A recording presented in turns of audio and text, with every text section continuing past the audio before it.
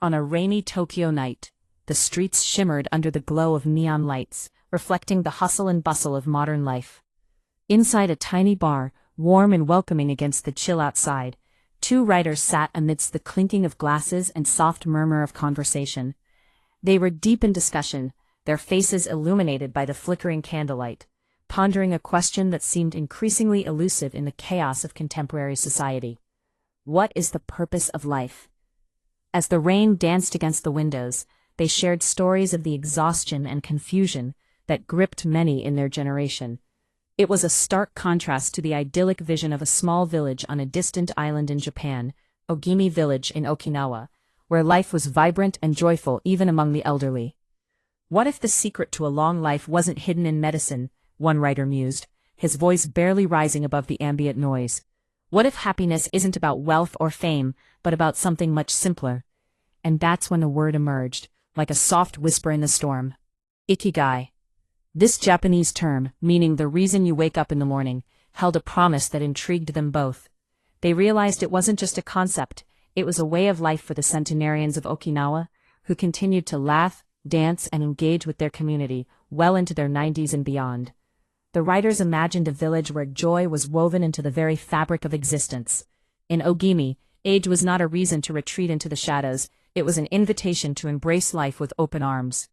Stay active, stay connected, stay curious, they echoed the wisdom of the elders. This philosophy, they discovered, was a revolutionary antidote to the narrative of decline that often accompanied aging. As they delved deeper into their research, they uncovered a darker truth. Modern life was slowly eroding the essence of what it meant to truly live. The stress that engulfed so many, constant deadlines, overwhelming anxiety, and the incessant pressure to achieve, was robbing them of their vitality. The frantic pace of life left little room for reflection or joy. But in stark contrast, the Okinawans embraced a different rhythm. They moved slowly, savored their meals, and found laughter in the simplest of moments. They taught the writers that longevity was not merely about physical health, but an emotional and spiritual richness that came from connection, purpose, and a profound sense of community. Throughout their exploration, the writers met centenarians who radiated warmth and wisdom. One elderly woman sang joyfully about the beauty of waking early, walking through her garden, and sharing meals with friends. The laughter that filled the room was infectious, a reminder that life could be vibrant even in its twilight years.